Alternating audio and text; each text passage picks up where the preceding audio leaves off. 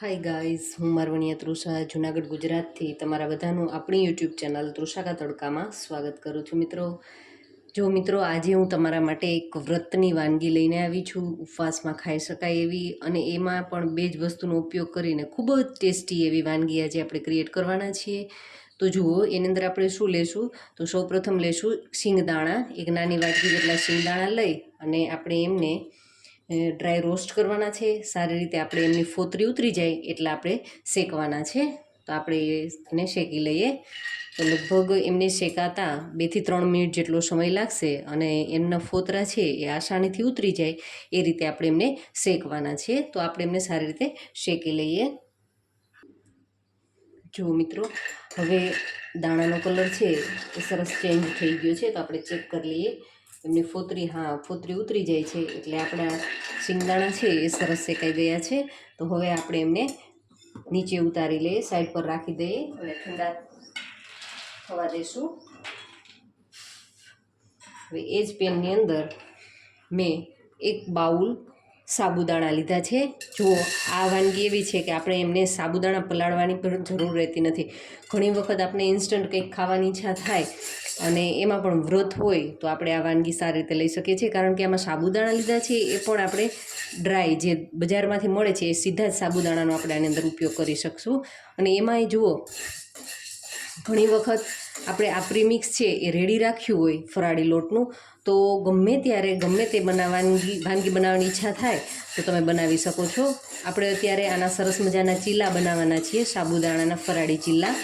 તો એમની સાથે તમે એ જ પ્રીમિક્સથી તમે ગબગોટા બનાવી શકો છો. એમની જે પેન આવે છે એની અંદર તમે એ જ મિક્સની અંદરથી ગબગોટા બનાવી શકો છો. અને ગુજરાતીઓને ભજીયા તો પ્રિય જ હોય, તો એની અંદર ધાણા મેથી એડ કરી અને તમે એમના ભજીયા પણ સરસ મજાના ઉતારી શકો છો. હવે આ સાબુદાણાને આપણે 2-3 મિનિટ માટે જસ્ટ એમનો જે ભેજનો ભાગ છે એ ભેજ સુકાઈ જાય ત્યાં સુધી આપણે એમને 2-3 મિનિટ સુધી શેકવાના છે આ રીતે. ને પછી એમને મિક્સરની અંદર આપણે ઠંડા થાય ત્યારબાદ જ આપણે મિક્સરની અંદર એમને સરસ મજાનો ફાઇન પાવડર કરવાનો છે. તો આપણે એમને રોસ્ટ કરી લઈએ. હવે જુઓ, આપણે જે શિંગદાણા લીધા હતા, શેકાતા, એમની સરસ ફોતરી પણ ઉતરી ગઈ છે. બધી ફોતરી ઉતરી જાય ત્યારબાદ આપણે એમને મિક્સરની અંદર સારી રીતે ભૂકો કરવાનો છે. તો આપણે એ કરી લઈએ. જુઓ મિત્રો, આપણો જે સાબુદાણા હતા શેકેલા એને સરસ રીતે ગ્રાઇન્ડરની અંદર આપણે ગ્રાઇન્ડ કરી લીધા છે. એનો સરસ ફાઇન આ રીતનો પાવડર થવો જોઈએ.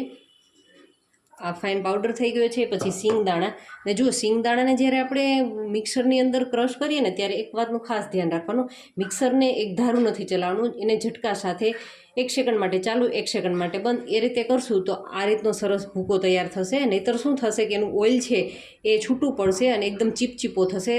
એવું ન થવું જોઈએ, આ રીતનો ભૂકો થવો જોઈએ. તો હવે આપણે આપણી વાનગી બનાવવાની તૈયારી કરીશું.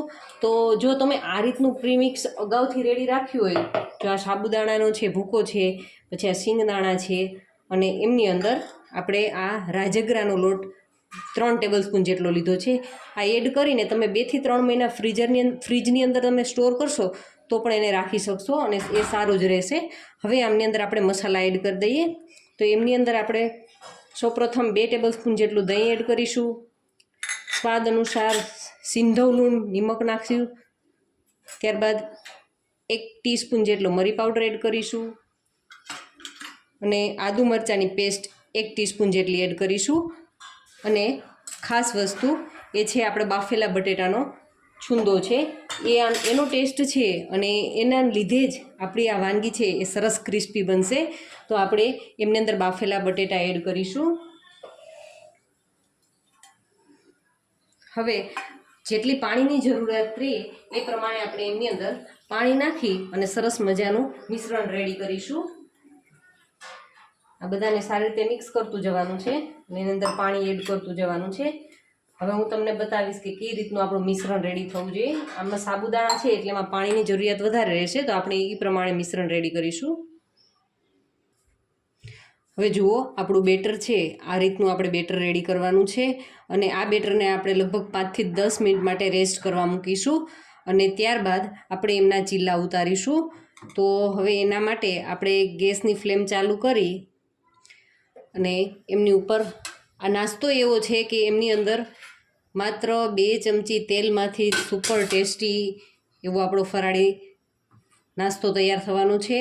હવે આ રીતે આપણું બેટર લઈ અને મીડિયમ થીક રાખવાનું છે અને મીડિયમ ટુ સ્લો ફ્લેમ ઉપર લગભગ એને 3 થી 4 મિનિટ માટે આ રીતે શેકાવા દેવાનું છે.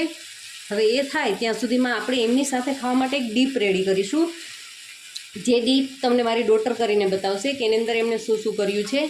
તો સૌપ્રથમ એમણે એક નાનું બાઉલ જેટલું દહીં લીધું છે, એની અંદર એ નાની ટીસ્પૂન જેટલી ખાંડ ઉમેરે છે.